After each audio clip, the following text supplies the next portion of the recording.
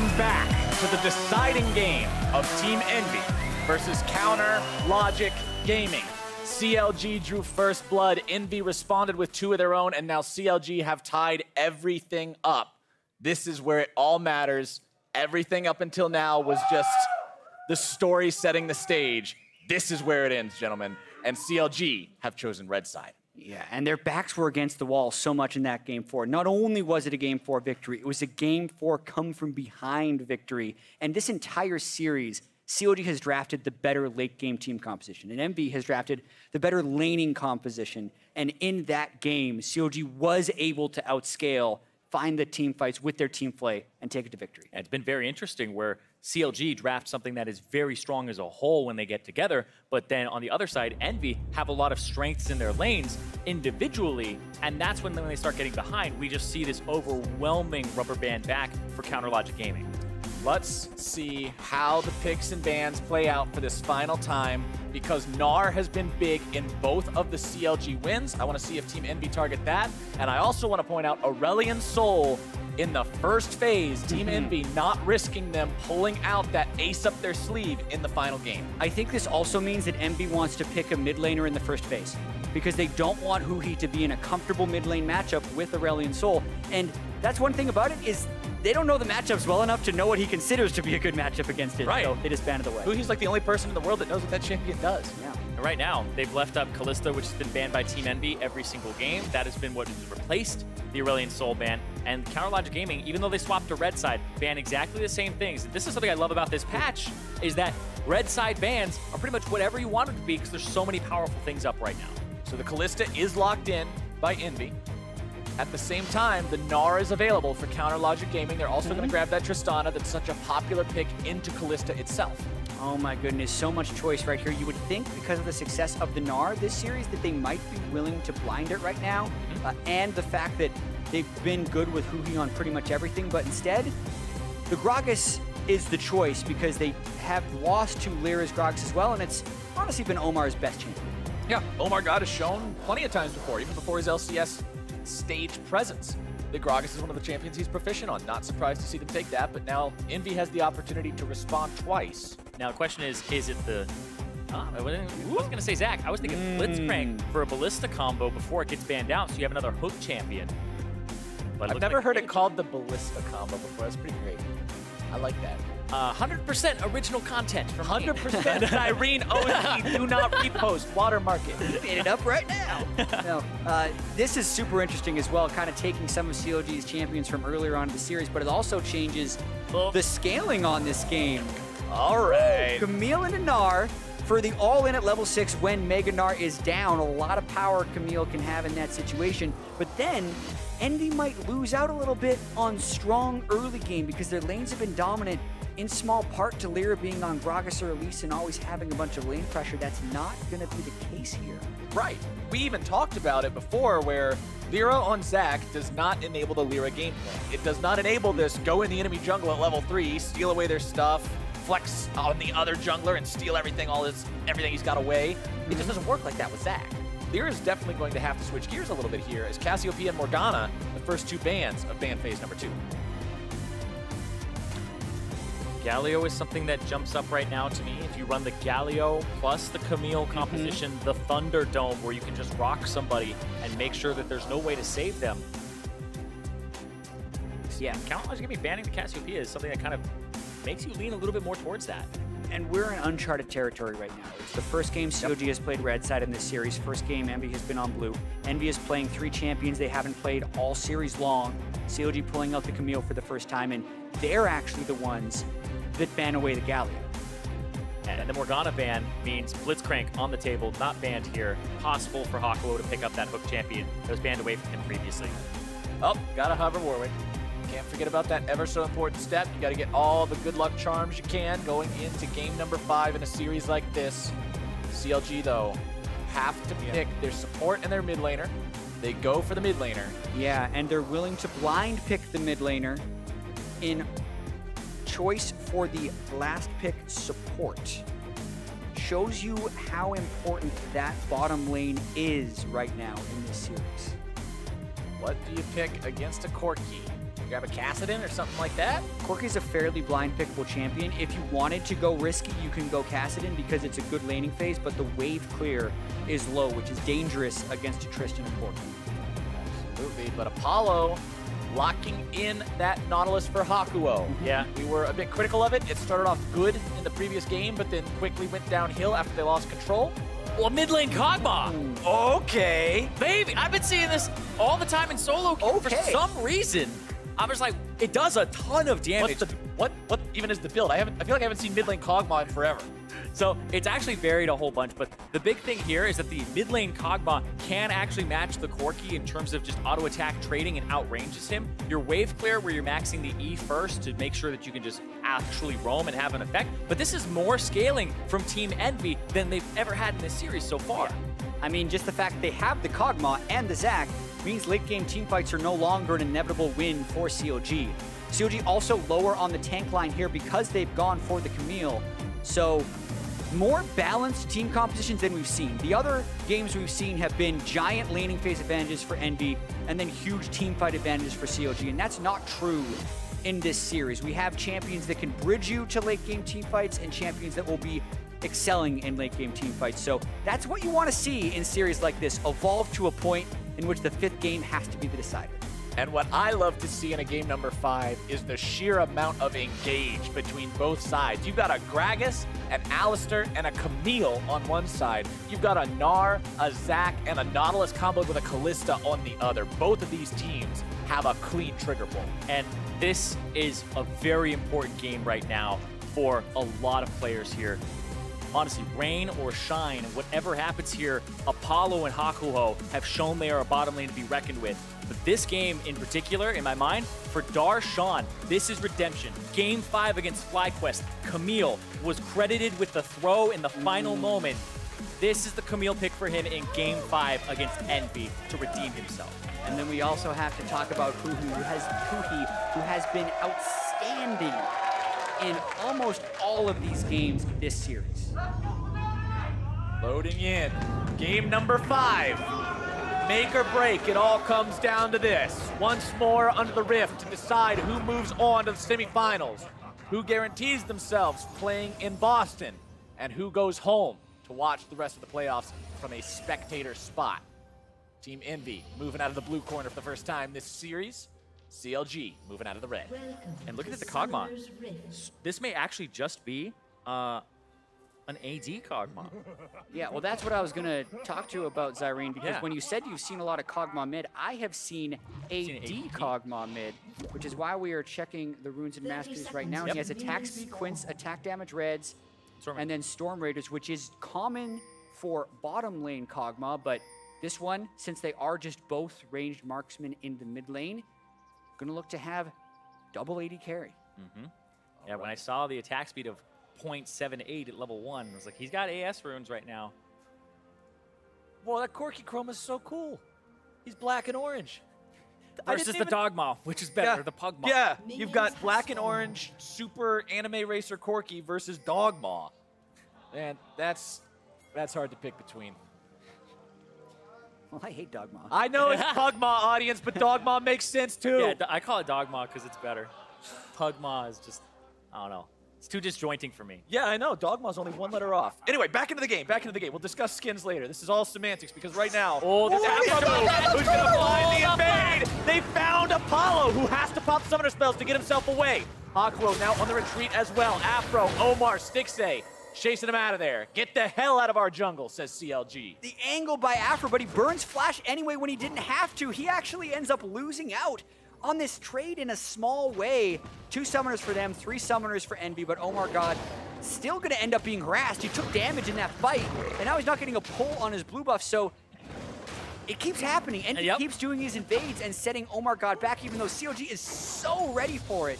They don't have enough people there to actually convert a kill, and Afro burns both summoners yet again. Yeah, he flashed so he could guarantee that he's on top of Apollo, because Hakuho was the one who was right up in front of him. The angle was amazing. Yes. From aphromoo right there to predict that invade, but now a lot of summoners down. Whether you would repeat gank that. Double 2. Right? Imagine if Afro had Flash against a Flash's Kalista, how punishable that would be.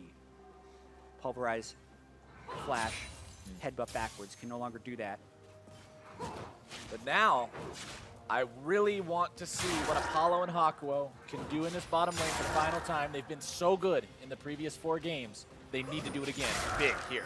And the fact that Apollo has no flash, I'm watching him to see what his laning is like in terms of confidence here, because you're dead to a Gragas body slam flash gank. Even though the Alistar isn't much threat to you, they're still going to play forward and have the jungler and assume he's on the other side. And LirA is going to go ahead and invade here and probably place down a ward so that they're safe on this side of the map because the summoner spell's down. Yeah, and this whole series, we've talked about how LirA has had so much early jungle presence holding down OmarGod, and often talking about Zac being the reason for that. But Zac isn't a strong early game jungler. This game will be a real test of, was it Zac or was it LirA versus OmarGod? Because even now, with the Zac, the invading of that side of the jungle into deep wards to keep this bottom lane safe. Look at the wards and look at the Zac positioning that LirA has created. Good jump away there from Seraph, keeping away from Darshan's healing. But as this goes on, you mentioned earlier, chat, the Camille into this Gnar, level 6. Seraph's got to be careful. Absolutely. Mid lane, Huhi taking priority, shoving this wave up into the turret.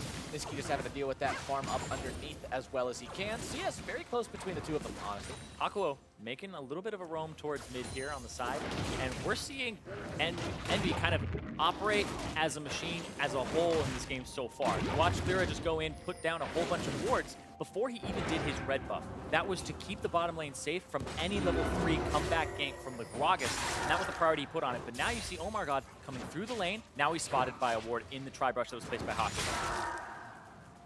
Yeah, so much control of the bottom side this series. And then the question will be, can OmarGod go somewhere else? Because he's been walking through vision all series long down bottom and not releasing pressure. Whereas now, they have 2 lanes that can snowball very aggressively. Camille and Gnar can be super snowbally for the Camille. You get a lead on Camille, you can usually just continue to extend it. And you're up against a Kog'Maw in the mid lane. That's a risky pick, especially one that doesn't sit 2,000 range back as an AP Kog'Maw to clear the wave. He's got to auto-attack those waves, so highly gankable lanes in the mid and top. But Omar trying to focus toward his bottom side. So concerned with where there has been so much success for Envy in the previous 4 games. Seeing if maybe they can slow that down a little bit here. What?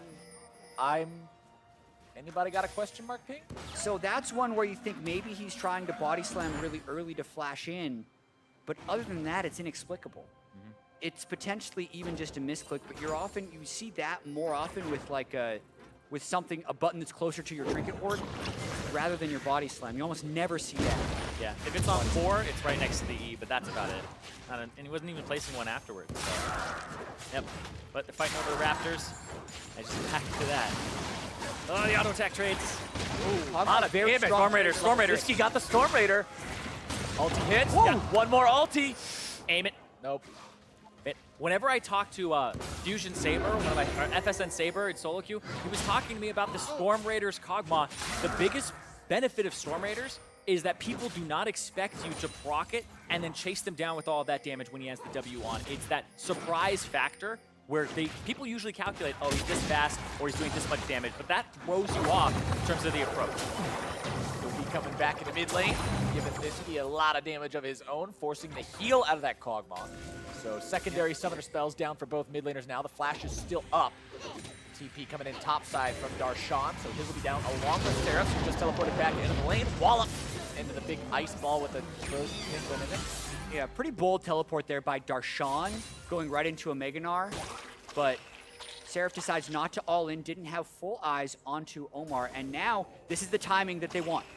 Seraph has been Mega, he will be Mini, unable to transform back in. Darshan has ultimate, and they're looking to roam up. That's where Seraph needs to be, a mile away from the creeps. Yeah, looks like they're going for the blue, just got taken away. No, just pulled, and now they know they're on this side. Being able to spot that out means that Envy can rotate around and be ready for that attempt on their top laner. Well, whether it's AP Kog'Maw or it's AD Kog'Maw, you want the blue buff. So contesting the blue buff and putting pressure on them to maybe even have LirA smite it away to secure it is something you definitely want to do every single blue buff to a Kog'Maw mid. He's just continuing to farm up. He's shoving that wave in. Topside though, Seraph getting himself jumped on. Darshan going for the solo kill here. He's gonna keep going. So much damage. Throws down the Hex Tech ultimatum. Seraph wanting to stay alive. LirA shows up, might be able to turn this one around. Darshan expended a lot of resources, but there's nothing to apply the stretching strikes to, secondary. So there's actually been a meta shift for Camille since we really last saw her. Remember, back in the day, it was the W max first for sustain off creep. That got nerfed. People max Q. It's now almost always you max E first, because you can actually both wave clear with it, and the cooldown goes down drastically every rank, so you can use it twice in a fight in a chase down. You can clear caster minions with it by Eing onto them, almost kills them, and then you just Tiamat, and that's how you get your Camille wave clear. So you max the E, and it gives you that gap closer for pressure, as well as not losing it in terms of your farm. Yeah, and he's starting to get a lot more pressure in that lane, especially if you can move up towards Trinity Force before Seraph can get any armor itemized. 23 CS in that top lane. That much of a difference this early on in the game. We're not even at 9 minutes yet. Yeah, he's farmed up 23, like you just said, the advantage. Building it up even further now. With Sheen already completed, it means he gets that much more damage converted out of those procs as well, since on his precision protocol, it does turn it into true damage. So scary in the 1v1. Seraph will have to show that he's really got some mastery over this Gnar. Whenever I think of Darshan in like really critical games or really critical playoff series, he's always got that kind of pocket pick. And we think back to the Yasuo versus the Gnar when they won at Madison Square Garden. And we think back to the Camille now up against the Gnar. Very practiced on. He was one of the first people to pick up Camille before everybody was like, oh, this is actually really busted. I remember him streaming it day one and loving that champion. Like I said, his Camille kind of got a little bit, brandished by, tarnished by the fact that he had thrown the previous series. He's going to try again. Let's go for the trades. Seraph popping off the Mega Gnar ulti right before he transforms back. Yeah, Darshan's gonna have Hex Tech Ultimatum any second. Huhi does not use a package up top to try and go for one of those guaranteed ganks. That's usually a Huhi play you may expect, but I think Nisqy doing a fairly good job this game in this series about kind of limiting Huhi's roaming plays. That's something Huhi has been so successful with against other teams.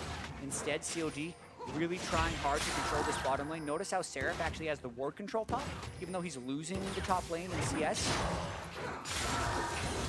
The OmarGod is pushing off. OmarGod trying to maybe control this Drake, but not today, says Team Envy. Moving in, they've got multiple people collapsing. Doesn't look like CLG is going to make a contest over this kind of a Drake, so Envy will continue to maintain that neutral objective control. Darshan is honestly on the top side of the map right now, putting Seraph in a really bad spot. He's freezing the wave, slow pushing, and he's going to go on him now. A little bit more damage. Oh, that's done. The range on that thing is absolutely insane. And now he's slow pushing, and another wave will come back up. He's either going to get Seraph's teleport, or they're going to dive and set up a triple stack wave to get him under the turret. This mid lane, though, is rather effective with that Wit's End. It's actually a lane swap. Darshan is slow push stacking the wave, so Tristana and Gragas can come up here. Yeah, the timing on this is rather nice. The Kalista Nautilus has been threatening, but LirA is actually up here to match, so they may be expecting a dive right here, which is what CLG would want to be able to do. They want to dive the Gnar right here. Can LirA counter gank this? He's in spots where he'd be able to jump in. This could be huge. But going in. All right, CLG, he's looking to make a move. Seraph trying to get the Mega before he gets popped, but he just can't do it. Stixxay grabs the first blood, and now they may just be able to make it into two. Courage of the Colossus keeping LirA alive. He's forced to walk away as the four-man CLG unit pushes down top. Oh, baby Zach trying to walk away, can't get there. CC, they're going meanwhile, Huhi coming around, LirA jumping away, smites for HP. Stays alive, but the top lane turret goes down, and turret first blood for CLG. And that's the type of team play that CLG need to have to advance here in the playoffs. Everything on the line in Game 5. They do the 10-minute swap, and not only do they get the turret, they catch Envy by surprise, get a kill as well. And that was a play that was very far, way in the past in the making, where Darshan had the wave bounce off of the Gnar's wave, but he wins the 1v1, so he's able to slow stack it. They get the push, and aphromoo actually avoided all vision. He didn't go through the tri-brush or anything like that for that vision. He went through mid to come here to help with the dive. Darshan starts it off, he dropped aggro after he uses the ultimate, and then aphromoo is here to tank it up afterwards. And they absolutely CC locked Seraph, so he could not cast a spell to trigger Mega Gnar before the cooldown would have forced him to transform. So very critical if they chained the CC that well. Otherwise, it would have been Mega Gnar into the wall, stunning 2 or 3 people.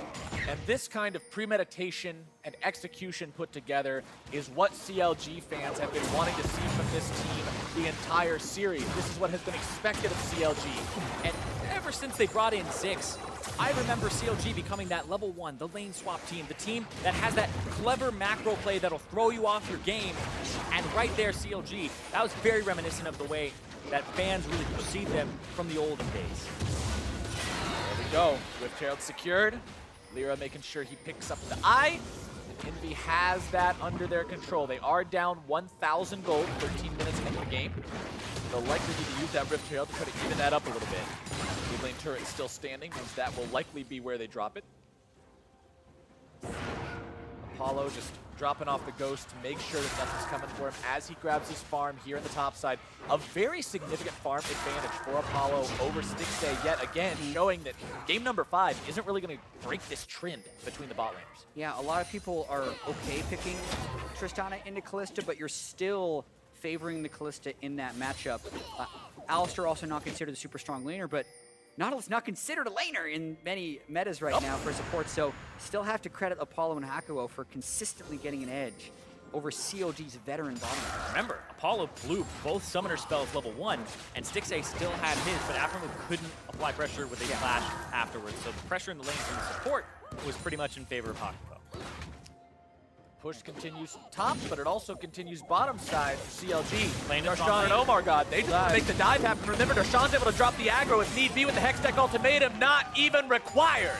OmarGod gets the kill. And this is where CLG's trying to snowball. They have the Camille into Gnar. They have the advantage right now. Full just straight up turret dive onto Seraph. Not even a chance of staying alive. Yeah, this is an out draft / an out preparation here. They picked the Gnar early because it had been something that Darshan would lean on to win, because Seraph obviously says he doesn't have a counter for it that he's willing to play right now. And they gave it away, and Darshan counter picks it very early on. CLG, 2,500 gold up, 15 minutes in. One of the better performances we've seen out of them early on in this series. Here we go again with the dive onto Seraph. Yeah, it doesn't require the Hextech ultimatum, and they also get the flash out of Seraph here at the end. OmarGod playing to that winning lane, and this is the fear for Envy. They didn't get any of the turrets before the swap, and then they swapped a winning lane to the bottom side, and CLG now get to pressure, and they're 2 turrets up because of it.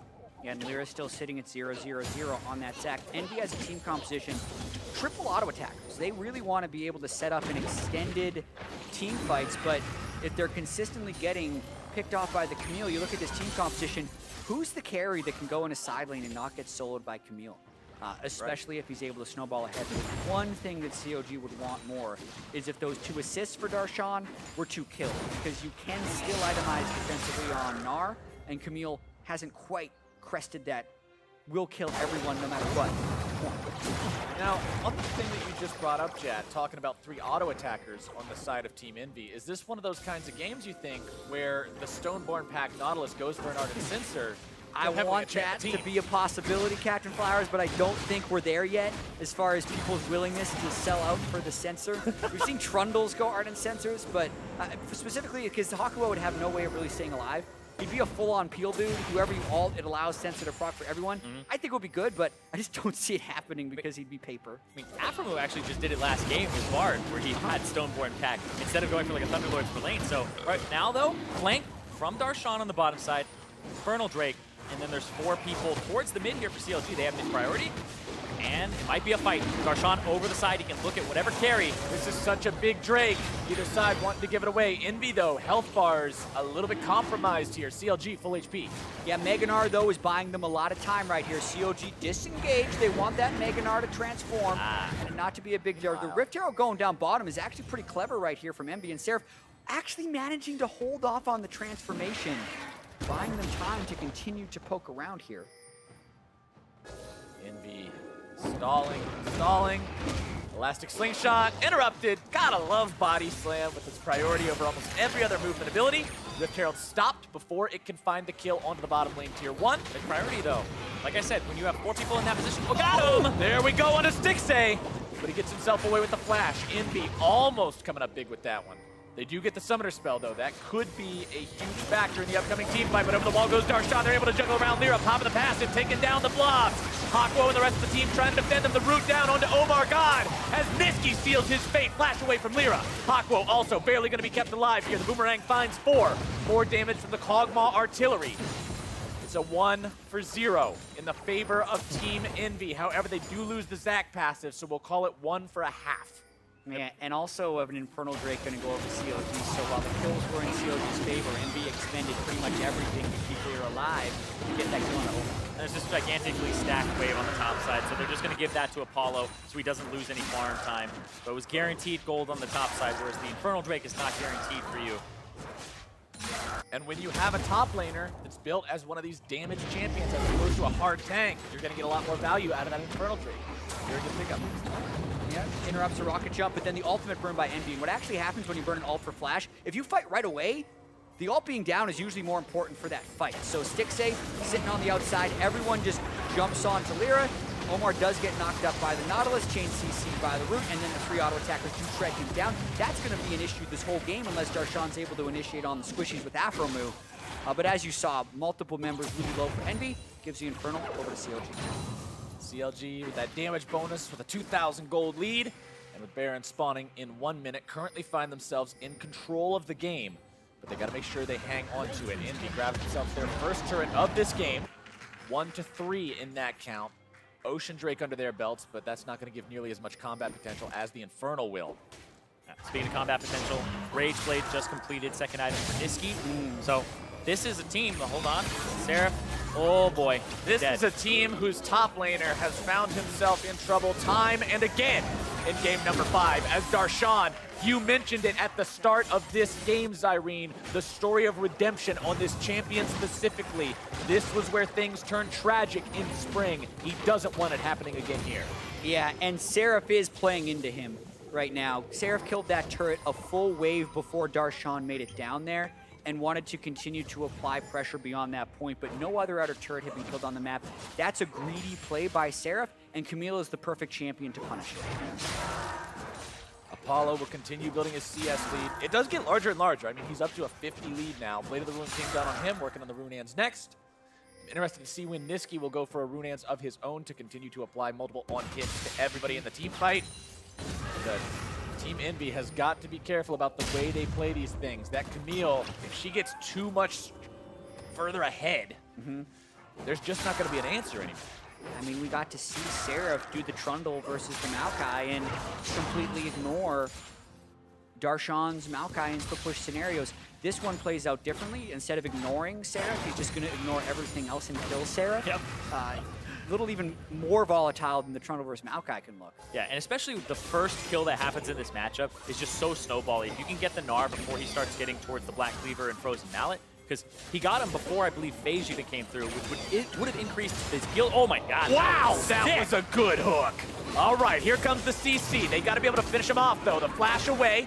Darshan still trying to escape. Look at the ED on that E, but he makes the Hex Tech ultimatum. It doesn't do anything. Hakuho grabs the kill. Yeah, the Camille didn't make it over the wall with the second hook shot. She just rolls right into it. Too fat of a wall to get over there. It was perfect, Hakuho. But now, Apollo in the top side going to be jumped on. Blade of the Ruined King popped to try to keep himself alive. Double Valkyrie in. Lives traded across the map. You take my top laner, I'm taking your AD carry and your tier 2. CLG gets better than trade. So willing to go for a play when a play has just been made on them. Not hesitating. Omar now going for Hakuho. Here we go again. A flash body slam into a cast, but Hakuho gets himself away. Just for now, Nisqy with damage over the wall. OmarGod gonna be targeted, goes over into Nisqy's face. But the damage comes out. One more auto attack, maybe able to get him. Instead, it's Stixxay who falls! Nisqy gets the kill. CLG trying to retreat now, but instead it's going to be Darshan on the flank, finding LirA, taken low. Nisqy's damage output is there, and it is bananas! The burst, except not quite all the bananas. Onto Stixxay was insane right there. I don't know if other words to describe it. He just took everything. Fully stacked Rage Blade from the previous fight as he was kind of smacking all the tanks as they come in. LirA delivers the board to him, and his entire health bar just disappears. That was an insane amount of damage that just popped up. That unpredictability of the damage. You think every auto is going to do this much, do X? It ends up throwing you off so hard, and then the chase down afterwards. But this was LirA delivering Stixxay, making the best of a bad situation where Hakuho got caught, outplays the cask here after the body slam flash. Yeah, it is a 4v2, saving for a 4v3 when this happens. So CLG has the right to feel very confident, but watch Nisqy on the outside just hitting and hitting and hitting and stacking up slowly for that max stack Rage Blade, and then Stixxay just disappears. Oh, 3 autos. I believe he must have gotten off a point blank Q or something, and then by the time Darshan teleports in there, it's like, you know what, Nisqy's still Rage Bladed up, and his W's now off cooldown, so he's gonna try and get you. Oh. The Q over the wall from OmarGod slows him down just enough to allow Darshan to make this. It looked like his Storm Raiders had just fallen off as well. Oh. And you know, it's really interesting, because when you look at items like the Rage Blade, things that have to be stacked up in order to be effective, against a team that all maintains range and all maintains distance and just kites you back, those items can be very hard to use because you aren't able to stack them up. But against a team that's 2 damage dealers and 2 meatballs that you just get to hit over and over and over and over and over and stack, that item's awesome. Yeah, they need the long fights. As we see, it looks like they're going double Knight's Vow with Hakuho and LirA. Still leaves the door open for the super ardent sensor synergy later on. I'm but still hoping that durability is very necessary. Right, Yeah. right.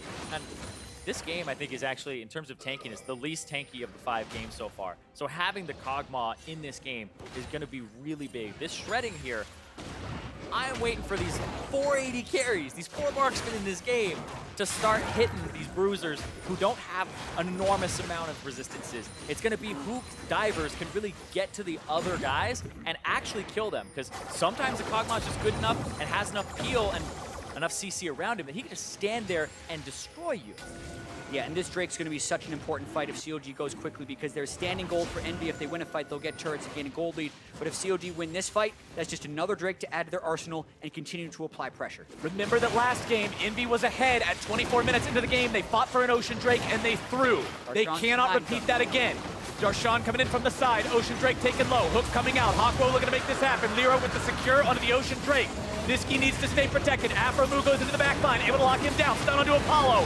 He is done. Darshan also going to be falling. Nisqy with free firing time, able to find the damage. Stixxay still able to rampage. Let's bounce right back into the fight. But it's Huhi who's turning things around. Instead, Envy has found themselves success as well. Stixxay still looking to jump around, still looking to finish somebody off. 2 tanks left alive, 1 carry. What in the world? That was a bloodbath if I have ever seen one. Darshan eliminates Apollo on the backside, but there are 280 carries in this rodeo, and Nisqy does so much damage as he stacks up throughout the fight. Stixxay also on the side, untouched. Yeah, we're going to see a lot of these fights just be paper versus paper, because everybody is just so squishy here. This, OmarGod takes a lot of damage, tries to just knock them and disrupt them, and then Darshan in the backline, they obliterate Apollo, but watch the health bar from Darshan. As soon as he gets out of the knockup from the Fate's Call, he's dead, and now Nisqy gets to stand his ground, auto attacks onto Huhi, the CC from LirA, and now he just keeps getting auto attack back and forth. That last little knockup there to stop Nisqy from killing them all both before he dies was crucial, or else he would have been able to do a lot more. Yeah, very start of that fight, Hakuho ulted Stixxay, which delayed his entrance, but when he arrived, he packed a monstrous punch because he still had all his cooldowns, so he freely jumped in at the very end of those fights to kind of clean up at the end. And looking at these numbers, it's not the 4,600 I'm looking at, or the 4,799. It's the 520 on Apollo. He got popped so early in that fight, he could barely contribute to your Hold on, though. Baron.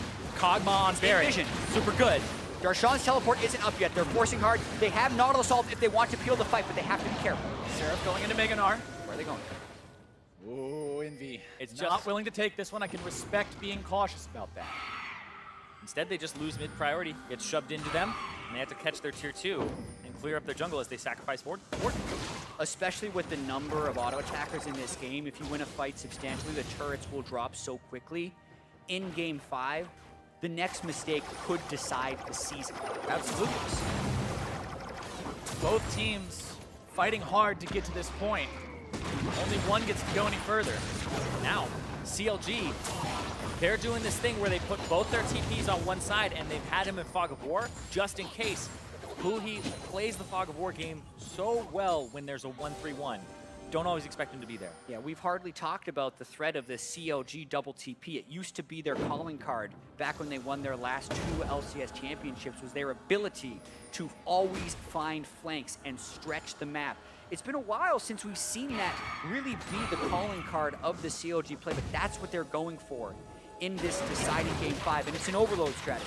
Seraph has already been picked on this game. He's 0-4, and even if he can 1v1 Darshan, Huhi has a chance to teleport down there too, or just stay down there, and then they can still both teleport back to overload the other side of the map. Exactly. The fact that there's Fog of War in this bottom side means Seraph is definitely not safe because Darshan would be able to lock him up, and Huhi, who will shove out mid and look for roams, could potentially put that pressure onto Envy, and then they both have the threat of TPing Baron, like you said.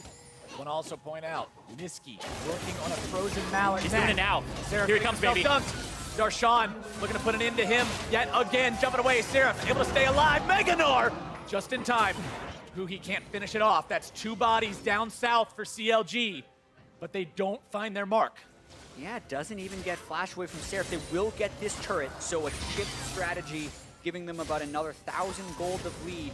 Not gonna be what pushes them over the edge here, and he actually backs off because they don't have vision in the jungle, and now, here's the overload, right? Huhi is down here as well. Darshan is down here. If Envy sends too many, CLG go for Baron. You have to find a way to disrupt this pattern if you're Envy. And right now, it doesn't seem to be working. Envy is moving themselves towards the Baron. All right, they're just going to start clearing out the wards. Yeah, and here's the issue as well. Up for this is you don't have enough wards to place both the Baron and the bottom side. They're saying, all right, we're going for Baron. They're going to try to get TPs here, but they're forcing bottom simultaneously. They got to start TPing real quick. All right. Ballistic and Ren. That's in. one. They still have the other. They get one of the TPs that reduces this back to a 1 versus 1 in the bottom lane. Seraph can maintain that under the turret. And it's got to be a sigh of relief for Seraph as well, because that is such a painful situation to deal with. Because the only way to really diffuse that is to have your team have sweepers, walk through your bottom side jungle, give you wards there, but you want to put all of your wards on Baron and around the Baron area. That's where you want to use your sweepers. So CLG kind of taxing the sweepers as well as the wards. You only have so many at this point in the game. Flashback to Season 2, where supports finished the game with a pair of brown boots and about 17,000 purchase wards. No light up the entire map, but not today. League of Legends changed a little bit since then. Looks a lot prettier at least. Envy down 2,500 gold 30 minutes in, 7-7, all tied up in kills. Really down in terms of turrets. We already mentioned it just in passing, but should Envy win a fight, the standing gold that is all of a sudden going to flow into their pockets is huge, and they will quickly surge forward. And we refer to standing gold as the outer turrets. They're very easy to take down, and they give a lot of gold if you have the map pressure to do so. LirA trying to scare something out of Huhi. They really didn't have that many people there, and the 2,000 gold is pretty inconsequential in the grand scheme of things, unless it relates to completed items. So Nisqy just completed Frozen Mallet. Before that, it was a big deal that Huhi was ahead of him in items. Yeah, Huhi is actually still very ahead of him in gold. He's 2,000 gold up. Just for context, Darshan is only 1,000 up over Seraph, and that's the lane that we've been looking at as a big pressure point. But Huhi has almost 70 CS up over Nisqy, because he's able to go to side lanes and have the TP, whereas Nisqy, if he goes to a side lane, it has to be top or mid.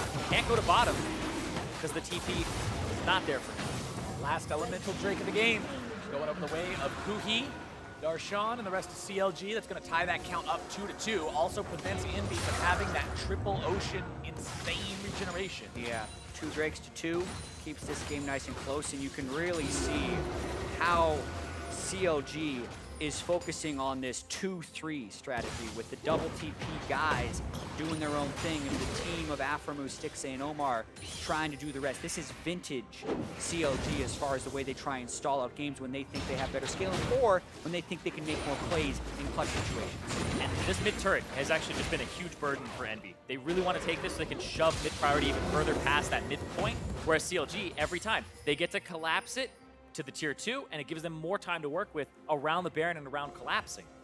Yeah, and if Envy wants to break this pattern, they have to find a way to fight the small squad. They have to have Hakuho get a depth charge onto someone that they can actually follow up with. But that is so hard to do against Trist, Gragas, Alistar. All 3 of them have knockback mechanics. 2 of them can jump away under their own accord. Wow! That was one auto attack and one rocket, by the way. With the rapid fire cannon along with the 50 force proc. Turret destroyed in the mid lane. Tier 2 going down. CLG, number 6 for them. Really wanting an ult on someone. Envy wants to go for this. They're able to find OmarGod.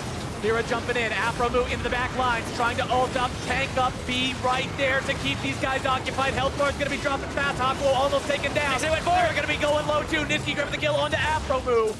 Envy 4 versus 5. Now looking to make things happen. Apollo take it low, take it down. Stixxay with the kill. Now they've also got the shutdown down onto Hakuho. Nisqy! My God, the triple kill for Stixxay.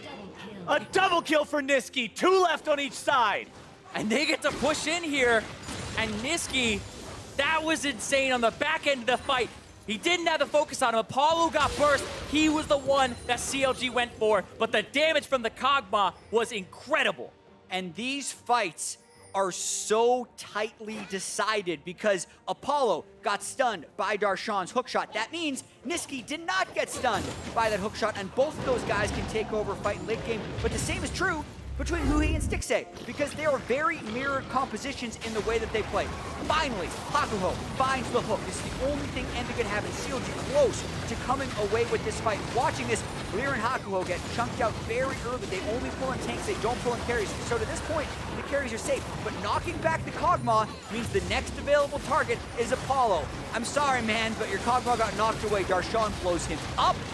But Nisqy is still untouched, which is the critical thing. Stixxay does get a triple kill, can't pop through right there, gets bopped sideways by LirA, and that gives Nisqy enough time to clean up on his end as well. It's interesting, because Apollo getting hit by the E there may have actually saved the fight, because Darshan was looking to hit Seraph, interrupt his TP, they kill Zach in flop form, he doesn't get the CC after. And Envy is tired of playing this split push game. They're forcing, it's risky, but it's what they have to do. They're saying it's time to go. The game is going to end one way or the other right here. Nisqy, the guy they've got to protect, the guy that's got to be kept safe. Baron below half HP. CLG mounting their attack. LirA going to be taken low, having to escape off the side. aphromoo able to find the knockup. LirA taken out before he can do anything. Nisqy over the wall, coming back right there into the river. The cast is able to find him. Airborne onto Darshan. Hakuho right back into the fight. Nisqy grabbing the kill onto Darshan, but now he's going to be the target. A double kill for Huhi. Envy having to back away. Still able to hold the line. OmarGod going to be taken down next. Nisqy having to run. The damage for Huhi. The triple kill for Huhi.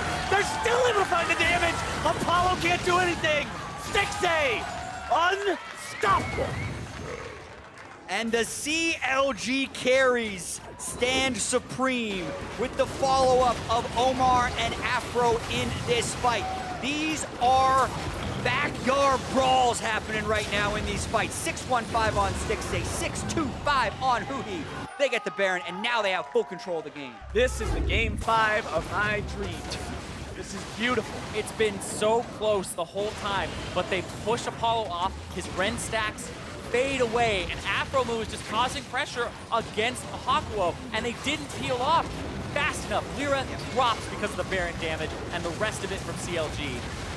LirA takes way too much damage. The re-hit from Hakuho is actually quite good, and you notice, like, wow, the Envy carries are still alive, but they have to fight through Afro and OmarGod. Omar sacrificing himself pretty much, what it looks like, doesn't die, puts Nisqy in a bad spot. The CC is enough to make him turn tail. His W is down. These fights are much longer than one cycle of Kog'Maw W, so he's only got that 8 seconds of uptime, and then he's got a significant amount of time while he's waiting for the regen. I was going to touch on that in the previous fight, because what they did is they pulled off in the mid lane fight and waited for Nisqy's second W, bought enough time for it, and now in this fight, I believe he only got one rotation off on it, and he ran away at the end instead of standing his ground because it had just worn off. And that damage dealt to champions in team fights is the best story of the game we can tell. It is 2 carries on both sides, and everyone else being meat shields and trying to play setup, and they're not actually very capable of reaching the carries. That's why they're not doing that much damage themselves. So this is an insane fight, and if any of these teams actually get a carry and obliterate him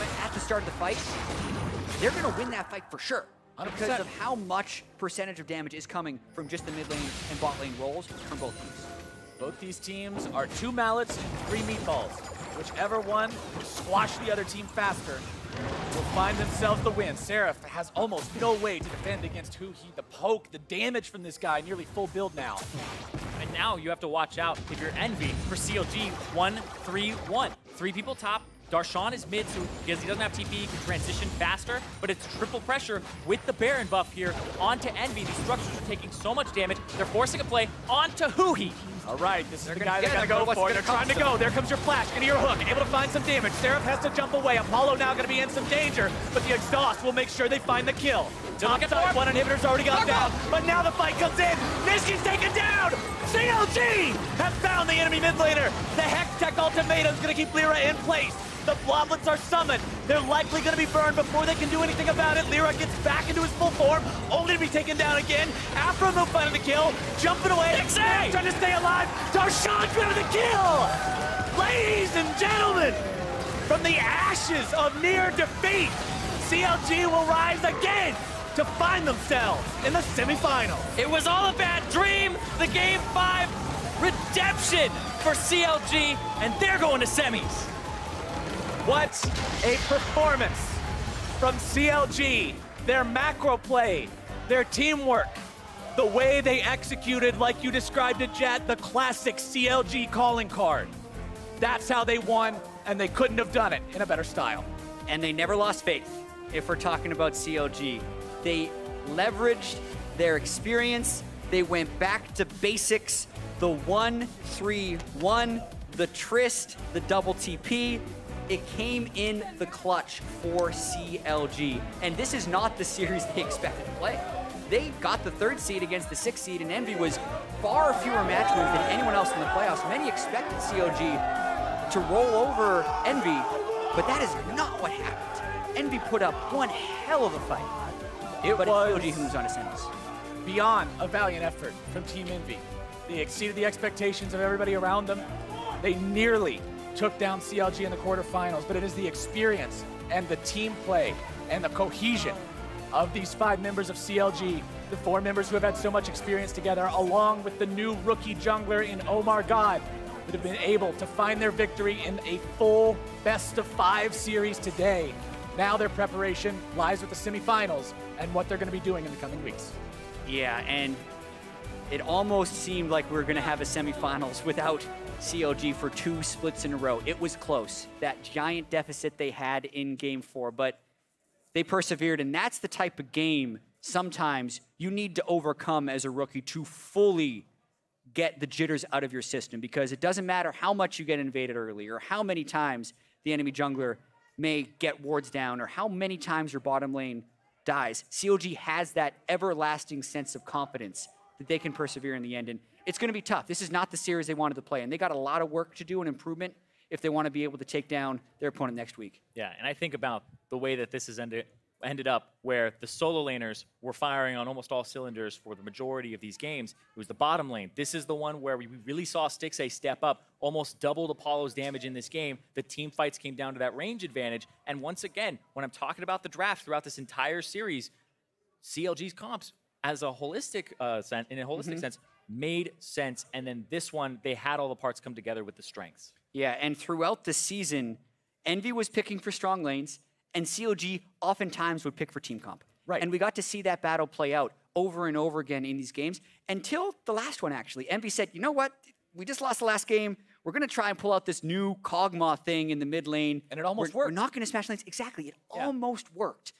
It almost worked, but they also put LirA on a tank jungler, something that doesn't have that early pressure. They started to play CLG's game, and CLG beat them with experience. Yeah, and for CLG, we keep talking about this. They move on to play Immortals next, right? They need to take a deep breath after this series, realize that they get to fight another day, right? This time, they come out on top in the Game 5. It was quite a series.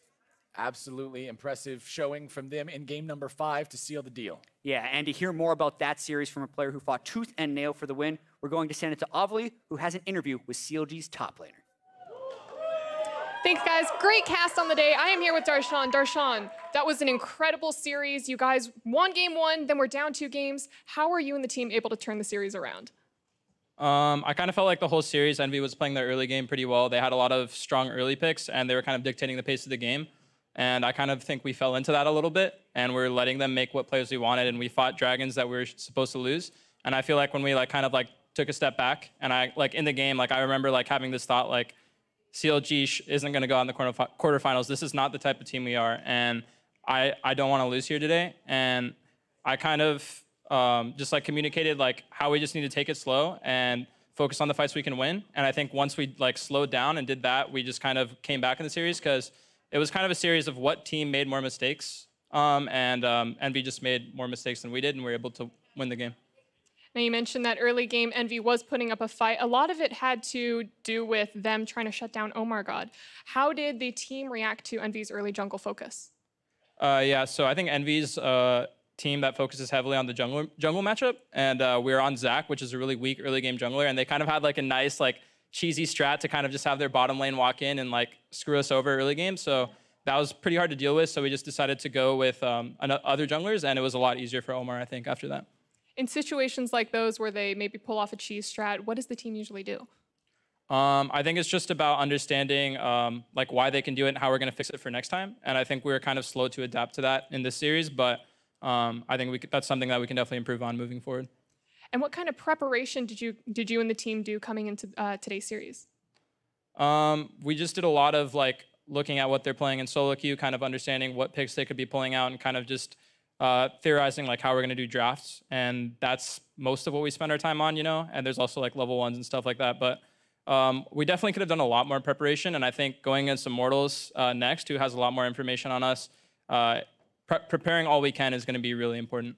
Now, I want to ask you about Immortals in a second because they're your opponent next week. But Envy, they played one heck of a series. Is there anything that you'd like to say to them as opponents?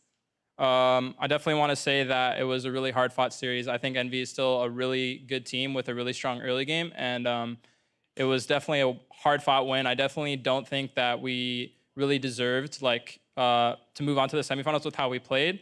But in the end, I think we just ended up being the better team, and I really want to make sure that we make the semifinals count and make this playoffs count because I don't want to just fall out in semifinals. I want to be the best team in NA, and we have to step up a lot if we're going to do that. Well, you have the opportunity to prove yourself next week. You play against Immortals. CLG is currently 0-2 against them in the regular split. You play against your old teammate, Xmithy. How are you doing going into that match? Yeah, I think for Immortals, Jake Xmithy is like probably, in my opinion, like their best player in the sense that he's kind of, everyone plays around him. He's kind of the shot caller. He's the leader of that team. And I feel like it's going to be even harder than the Envy series was, especially in the early game. And so I think shutting him down is going to be a huge thing. But I definitely think that in all the individual lanes, we can definitely hold up. And it's just about who comes together better as a team, as it so happens every playoff. So it's definitely going to be a really hard one, but I think we can win. Well, I'd love to see it happen, and I wish you the best of luck. And to wrap up this series, we're going to head on over to the analyst desk. Thank you very much, Avali. A nail biter to be certain here for Game 5, but CLG ends up victorious over Envy in our second quarterfinal. They'll be moving on to face off against Immortals, that we just heard from Darshan, how he feels about that matchup. Before we preview next week's games, though, I want to kind of relive this 5-game series, figure out how we got here. All of it. Let's talk about this series, because you heard from Darshan there. He didn't feel like they necessarily deserve, you know, that kind of playoff victory, but they were the team that made fewer mistakes on the day. I think it's one where CLG in some areas got a little exposed, and that's why they struggled so much, where their bot lane, when it took losing matchups against a competent bot lane, they got destroyed a couple times. They had to start reverting to stronger matchups to make sure they weren't getting abused. And at the same time, destroyed a lot. A lot, yeah. They lost basically every laning phase. At the same time, OmarGod consistently made mistakes. Even in that final game, just really strange plays, like the body slam into a wall with no flash over and like that. You're just like, what's happening? And I think if you don't clean those things up, you have a very small chance of potentially making it to the finals. Yeah, we knew that they were gonna, have a hard time bringing in OmarGod with such little time to prepare for playoffs. Even beyond the level 1s and the stuff that Darshan was talking about Envy doing to set the jungle behind, we did see some moments, they're critical moments a lot of times as well, where the nerve show there for Omar and the rookie status really does show. Now, Game 5, interestingly enough, kind of flipped the whole story of the series on its head, where CLG is finally the team that really gets out to a lead, and it's Envy who has to try and mount the comeback. On top of all of that, we saw the Kog'Maw mid come out, and to be honest, I was very impressed with Nisqy's performance, even in the loss on that champion. It was definitely a very different team comp. Once again, Envy takes the Gnar away, or for the first time, they take it away, and Darshan does something he's so great at, which is, I'm going to play this one champion so well that you don't want to ban drain it, you'll take it away from me, and then I have the counter prepared. So he did this back in the day of the TSM, where he took the Yasuo into Gnar, here takes the Camille, and starts slamming, you know, Seraph in lane, and then after that, that's kind of what keyed CLG's early advantage. Yeah, I mean, Darshan had such a good game up until there are like 2 team fights where he gets CC locked so he can't get off the ultimate instead of being able to, you know, use the ultimate to dodge one of them. But those situations were a little bit hard to watch, but the pick itself and the strategy behind it was definitely sound. All right, but before we head to an interview with Team Envy, I do want to pull up our single replay here. It's that 4-for-1 around the Baron. CLG coming away with this late game team fight, really taking it right after Envy had made a stab back into it. Right, but the problem was during that stab back into it, LirA lost his passive. He used his E in the Baron pit, so he has no mobility to get out. They know the flash is down, they know the passive down, so CLG kind of instantly makes a decision to go and get that kill, and then from there, as a frontline member down, both teams have 2 really high damage carries for their team. Yeah, everything revolves around those high damage carries. Nisqy, everybody's got their eyes on him. aphromoo tries to stall it, then OmarGod sacrifices once again. He goes in, doesn't quite die, and buys the room for Huhi and Stixxay to push forward and take down the backline there. So incredibly close, even at that stage in the game where it's Envy starting it out with the Baron. And so basically, this entire series comes down to this incredibly tense moment that late in the game. Well, I'm happy that the series at least it was determined in a late game team fight, right? Where things were relatively even, both teams face off against each other, and one team comes out on top. With all that said, we're now going to throw it back over to Avli, who's standing by with Apollo for his take on the series. Thanks, guys. I am here with Apollo. We were actually just discussing one of those replays and your play in the bot lane. I mean, you and Hakuho had an incredible bot lane regardless. Do you want to tell me a little bit about your bot lane, maybe your synergy? Yeah, I mean, me and Hakuho, we definitely performed really well, but not only that, I think we kind of picked around it. So we had a pressure jungler as well as a pressure bot lane duo, and then they kind of opted towards like a late game scaling duo. So I do think we played well, but you know, I got to give credit to CLG's bot lane. They had like a losing matchup every single time, so I'm not going to say that like we smashed them or anything. It's just, I think that's just how the duo lane goes. Now, I do want to take a second and actually acknowledge Envy's progress as a team. I mean, last split, you were in the promotion tournament, and now you made it all the way to the playoffs. So how was your experience with this season, and how have you grown? It was definitely rough last split. So I'm happy that even though we lost today, I think I'm happy with our team's performance. So I think, I mean, yeah, even though we lost, well, I actually don't really know what else to say. It was rough, but yeah, I think next time or next split, hopefully we do better. Yeah. All right. Well, looking to next split, are you going to do anything special to prepare for it in the off season, or how are you going to spend your off season? I think relaxing probably is better. I'm probably gonna chill, not play too much League, or maybe I will, but then I'll go back home and visit family. But yeah, I don't have anything planned yet. Not yet. Well, maybe family can help you recharge. I mean, family's always the best way to do that. But thank you so much for taking this time to talk with us, and we're going to throw it back over to our friends at the analyst desk.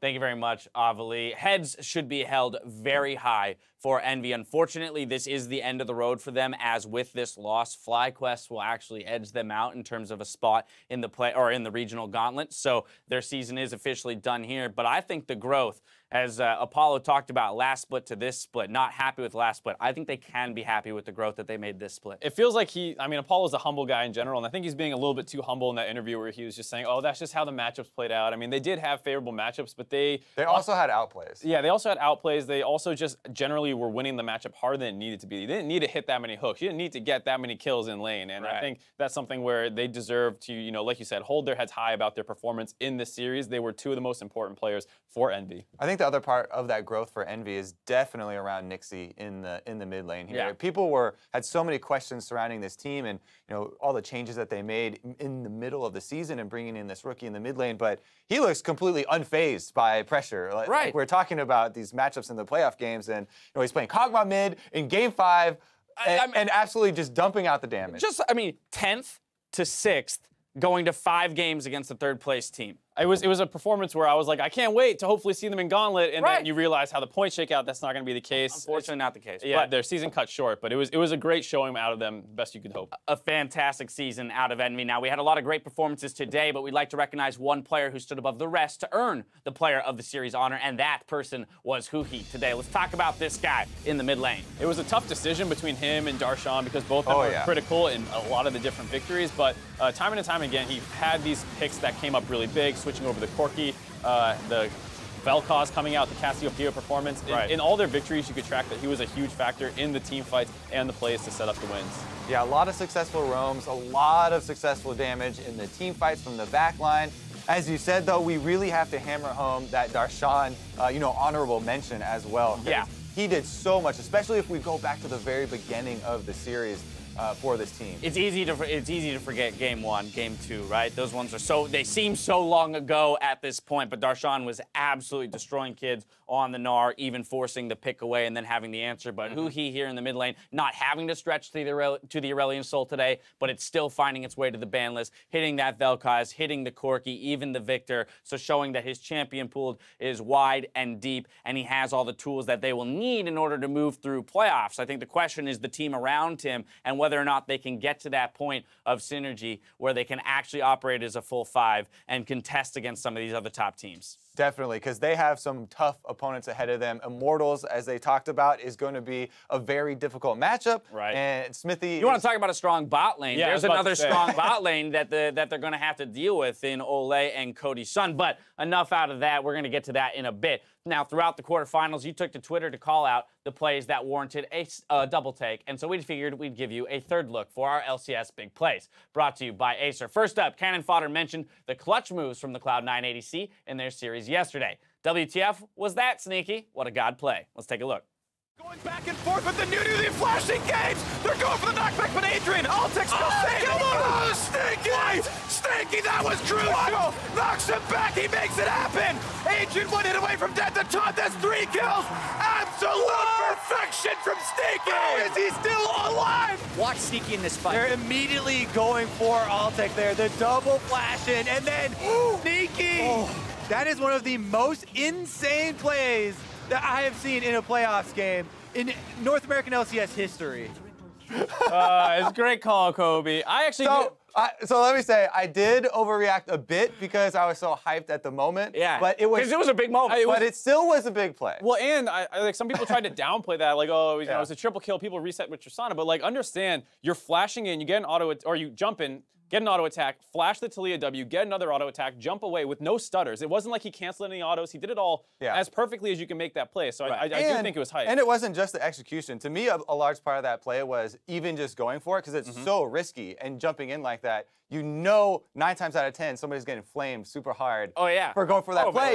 Absolutely. But they had to pull that play to get back in the series. Very much so. Now, after that, who says Janet doesn't take skill? Zach Cannibal highlighted Adrian's clutch snipe on Sneaky. I can't even be mad about that redemption kill. Let's see this one.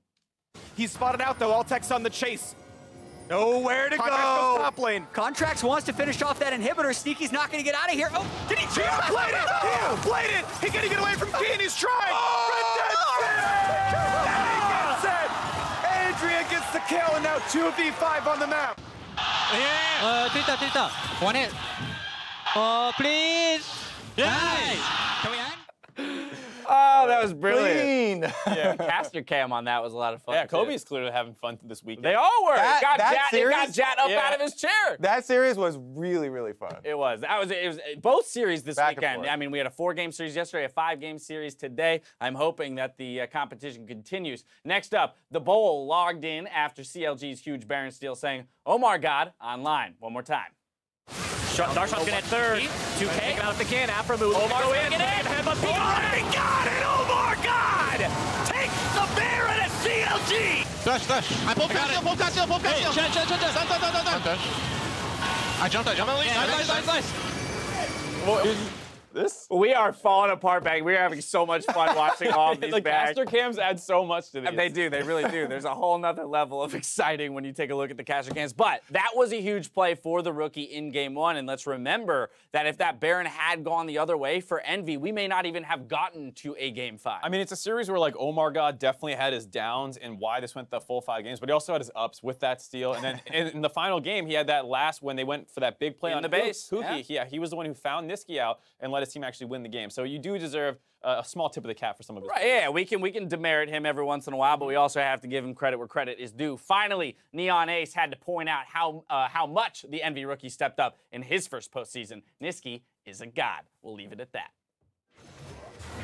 Over the wall goes Darshan. They're gonna find the knockup. This could be trouble. Envy, their top laner taken so incredibly low. They're not quite in the final. The Double 2! kill. The 3! You're kidding me! A triple kill for Nisqy. CLG having to play this one carefully. LirA gonna be bound up. Swift advance, able to find him. Darshan flashing away. But the light the denigration rate doesn't do enough. Huhi now gonna be chased down. Stixxay with the flash forward. Stixxay nearly taken out, but instead he might be able to turn this over to him. Nisqy with the rocket. As he's casting the zap and self-rooted, Nisqy. Yeah, I was looking for more. Really lingered on that one. I love it. No, that was great. I love the camera angle on that. You see that evil glare of the Corki rocket. You wonder if like projectiles could bounce and explode each other. Right. He had that was all in game 3, but outside of just game 3, of course, the Kog'Maw as well. I think that this guy's growth throughout the split alone has been phenomenal, and I love the aggression that he has, right? The confidence to make plays like this in his rookie split. Yeah, plus coming into this, from the European Challenger, we're like, okay, he's been playing a lot of these carries in the mid lane and the Syndra and, backline stuff for Cassiopeia. And then he had versatility with the Galio that kind of rounded out some counter engage for them. So he had multiple options. Yeah, very much so. Now, with the games today, we've got our 2 semifinal matches locked for next week. First up, on Saturday, Immortals face off against Counterlogic Gaming, and then Team Dignitas hope to pull off another upset against our #1 seed in TSM. Gentlemen, looking at these 2 matchups, how are we feeling about them? Pretty good. Adrian said that he wanted to play TSM in the semifinals, so he's going to get his shot at that bottom lane. Now, I know he wants to take a crack at it. Yeah, he's got some confidence. It's a very interesting matchup just because TSM was not a particularly fast-paced team, and that could, allow Dignitas time to work around this Baron where they seem to have by far the best control. So this could be one of those weird mismatches where you actually have a lot of advantages for Dignitas. Very much so. Now, what about on the side of Immortals versus CLG? Without a doubt, Immortals is a strong team, and when we talk about the jungler matchup, sure, OmarGod had his hands full with LirA today, but Xmithie is, another person that you can't shake your finger at. I mean, it seems on paper like a terrible matchup for CLG where they struggled so heavily today in the jungle and support positions, and you're going up against a team which is even better, arguably, in those 2 positions with Ole, a potential MVP candidate, trying his best to abuse aphromoo down that bot lane. It seems like a nightmare. I mean, honestly, both him and Xmithie are MVP candidates in their own right, and so, of course, that will be an exciting matchup. CLG has got another week to prepare for that. We've got our 4 teams going to Boston. All that's left is to see you there. Tickets are still on sale, for both our 3rd place match and the finals at the TD Garden. Make sure you book your trips so you can join us as we crown our summer champions. That's going to do it from us here, though, today. So on behalf of myself, the casters, and the entire live broadcast crew, thank you for watching, and stay tuned after the show where Degon, Zyrene, and Kobe will break down our quarterfinals and look forward to semis. Otherwise, I'll see you next week for more NALCS playoffs. Good night.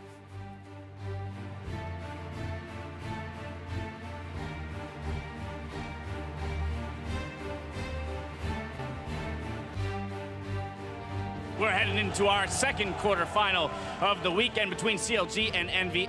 But let's remember that Dignitas had not beaten C9 going into the series yesterday so far this split, and they come away with the victory. So anything can happen here in playoffs. Nisqy takes down Stixxay. Now looking to chase down Omar, grabs the double kill.